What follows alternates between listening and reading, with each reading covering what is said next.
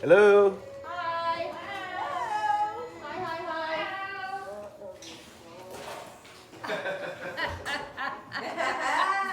hi. He's sitting, John. John's gonna sit here. Didn't eat today. Oh, that one? No, I thought it was good. Else. Ooh, look at that. He's gonna take the smallest piece and then he's gonna. Oh, that's right. Apple cider vinegar. Oh yeah.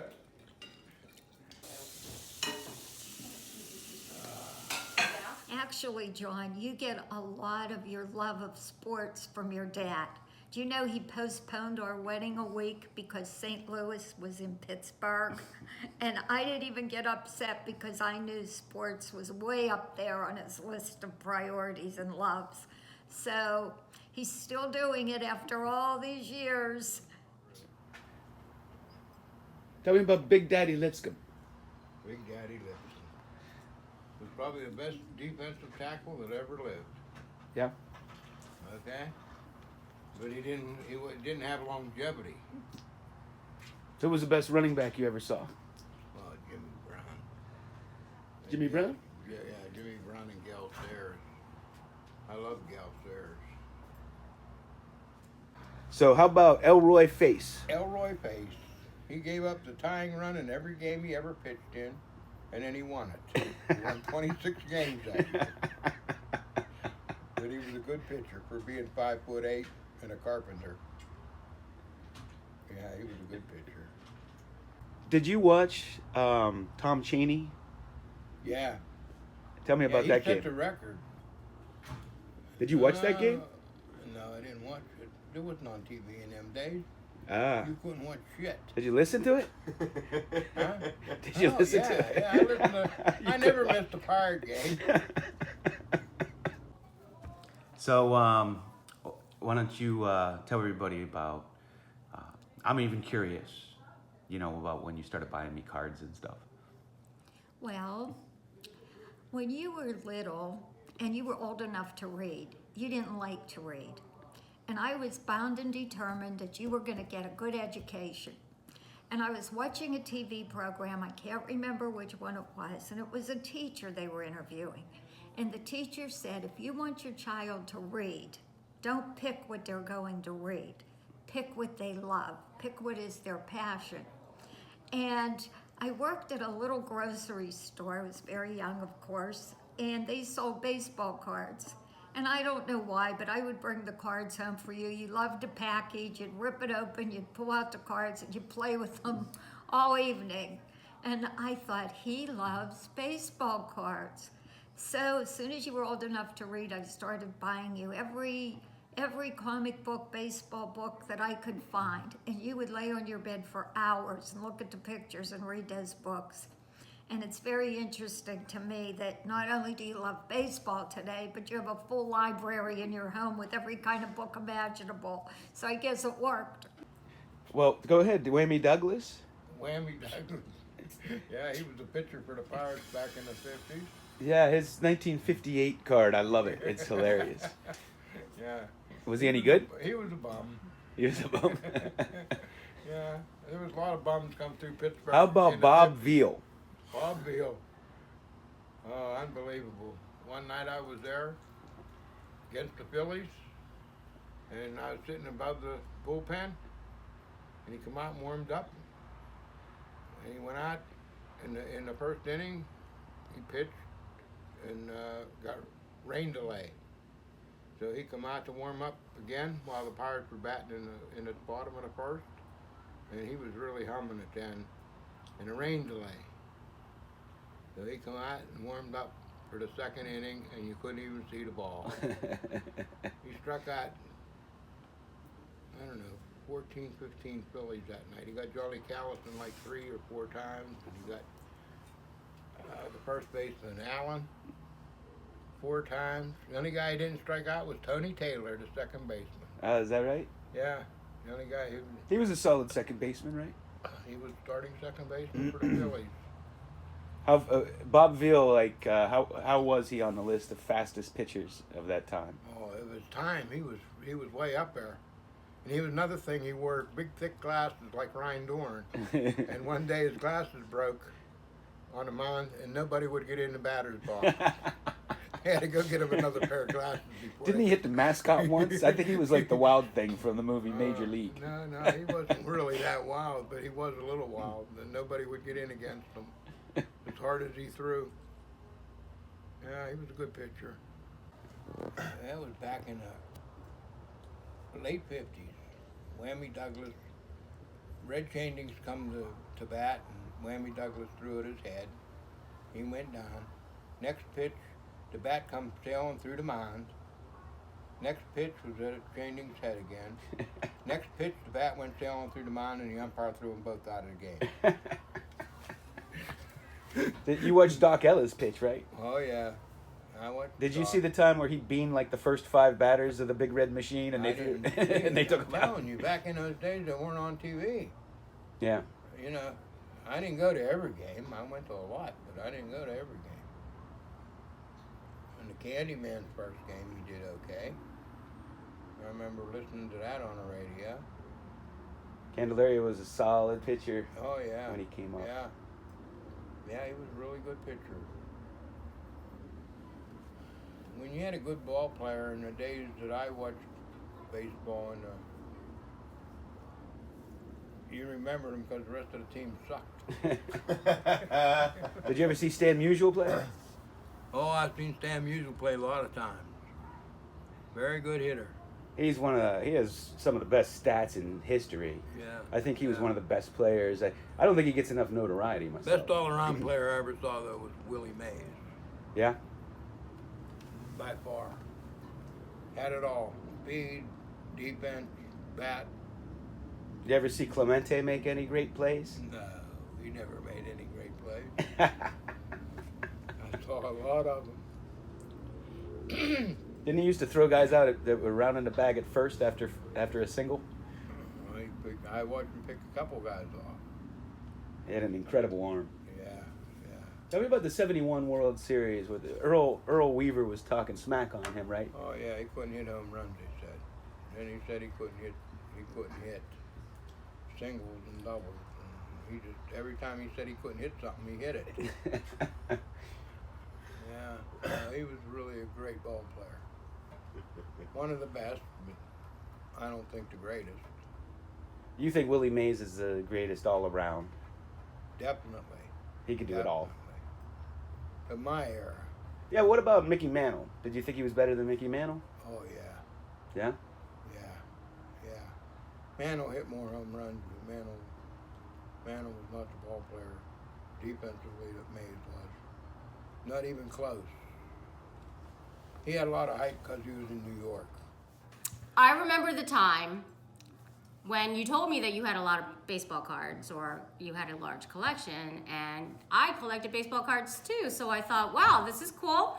And when you had to move everything out of your parents' house and into our small little house outside of Pittsburgh, and the boxes were in the house, in the living room, yeah, I was a little overwhelmed because I didn't realize the extent of your collection. And I didn't know where we were going to put that. And to this day, honestly, I don't know where we put all of those boxes. But they wound up somewhere, and I think you probably still have every one of those cards to this day.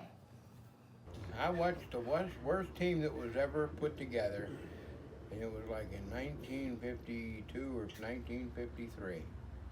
We had 2 sets of brothers in the infield. The O'Briens, one played second, one played third, short. And the Freeze brothers, one played the first and one played third. They couldn't hit their way out of a paper bag. It was horrible. It was just unbelievable. They lost like 109 games out of 140. That was a great team. Yeah, it was horrible. Yeah, I go back way back. So all those old years, who was the best quarterback you watched? Bobby Lane when he was drunk. That's what I heard. Yeah, he ran into a streetcar one morning on the way to the game.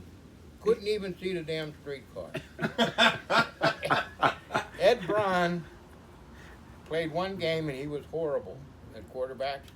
And he said after the game that he would never go out to another game without drinking a pint. Okay? That's the kind of quarterback we had. Dick Shiner. Oh, God, I could list on and on and on about bad players. 'Cause I saw my share of them. Well, you went to high school with Dick Hoke. Yes, I did. Was he a good running back with the Steelers? Well, he was a quarterback. With the Steelers? No, he was a quarterback with high school. Yeah, and he but- was a quarterback at Penn State. Oh, I didn't know that. Yeah, he was a quarterback at Penn State. And we both went to school with the quarterback from Penn State because I went with Matt Kisner. But in the pros, as a running back, how was he? In the pros, he was average. And then he was our running backs coach when Franco was there and Frenchie. He was our running back coach from the time he was like 25 till he was 69. Yeah. Okay, he was our running back coach for over. We had a 40 lot of great for over running 40 backs years, too. Yeah. I mean, they would whoever they plugged in Yeah. there produced. Every coach we ever had kept them. Yeah. Huge collection, and we even dedicated an entire room in our house to your collection.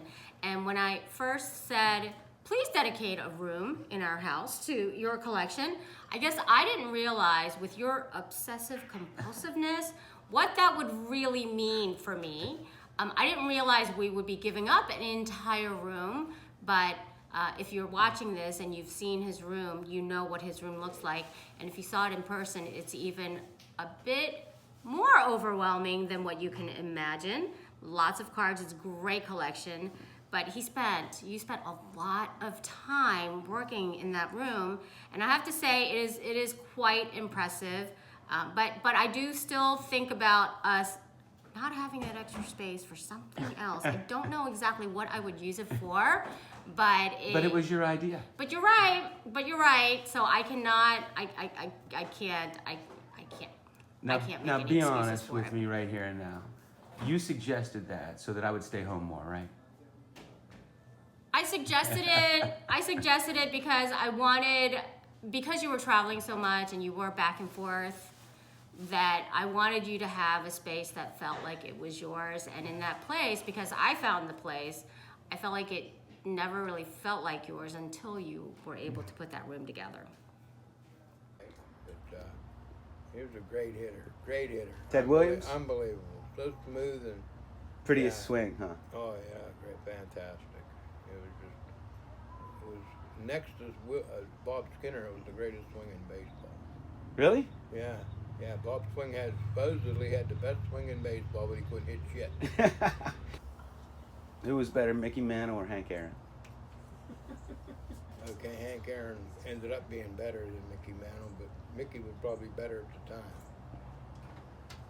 Tell me about Harry the Hat Walker. Harry the Hat Walker was the manager for the Pirates for a while after Murtaugh, and he ruined Mazeroski. He tried to make him a singles hitter out of a guy that had decent power. Okay? Because his home runs went from like 26, 27 a year down to 12, 13. Yeah. And his batting average never went up. Okay? But he was a great defensive second Oh, baseman. best defensive second baseman that ever lived. So tell me about my room growing up. My room was messy, wasn't it? I wouldn't say messy. If you picked up the probably 300 baseball cards off the floor, it was in perfect shape. But it did my heart good because it made you social. You were an only child. You are an only child. And there were always kids there, boys and girls, sorting out baseball cards with you. And it was a great social outlet for you. And you had a shared interest, and that was wonderful. Yeah, I remember Aunt Renee. I had this very elderly aunt, but she would just go, and so there was that mile walk through. There was a trail through the woods, and she would grab a big stick, and she would take me and my friends and walk us a mile to the stores through there. And she had to be like in her 80s at the time or something. And we're walking, and there's all the little animals running past us and everything. Because, there's no reason we should have been on that trail, to be honest. Like, looking back on that, You know, that's like something you see out of movies where kids are abducted and stuff, because it was like in the middle of nowhere. But I would Right. make that trek every single day, and I'll never forget. My neighbor Eddie Zimmerman and I would go down, and he had an older sister. And we would go down every day. We would take change and we would buy baseball cards. And his older sister would always have us pick her up smokes. And we would walk down to the store and we'd be like, we want a pack of Newports or whatever. And the woman would say, who are these for? And we'd say, oh, my older sister. And, okay, and they'd sell them to you. Well, it was a different time back then. You could take a walk in the For woods. sure. Yeah. But the reason Aunt Rainey carried a stick is she had been attacked by a wild turkey taking a walk through the woods one day by our house. Yeah, I mean, it was real country. But they had a flea market at the fire hall on Sundays, and that's where you would go to look for your cards. Yeah, and Eddie and I set up one time when we were little, and we would sell. And then we had stacks of cards that we wouldn't sell, but we had them with us, you know? And people would say, what about those? We was like, we're not selling those. Right. And then we'd take every dime we made and we'd go buy other baseball cards. I know. Today, the best center fielder I ever saw was the Quail, Bill Verdon. Bill Verdon. Yeah, you always told me. Defensive center fielder. I never, you know, Forest Field, they had that batting cage about 450 yards, 50 feet from home plate. I've seen him make a lot of catches over that cage. Yeah, he was something else. How about Smokey Burgess? Smokey. He's a clutch hitter, right? Smokey could hit while he was in bed. Yeah. Something you want out of a He catcher. won the World Series for us in 1961. 60. They took him in 60, yeah. They took him out and put in Hal Smith, and Hal Smith hit the game-tying home run.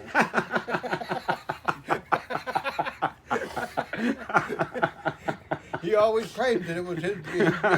He won the game. That's funny. Yeah, yeah. Tell me about Al Oliver. Oh, he was a hell of a player. Yeah. Yeah, good first baseman, good outfielder. You think he should be in the Hall of Fame? Oh, definitely, but he would probably never be. Yeah. He was a good ball player. Started out, not too many first basemen could move to center field and do a good job.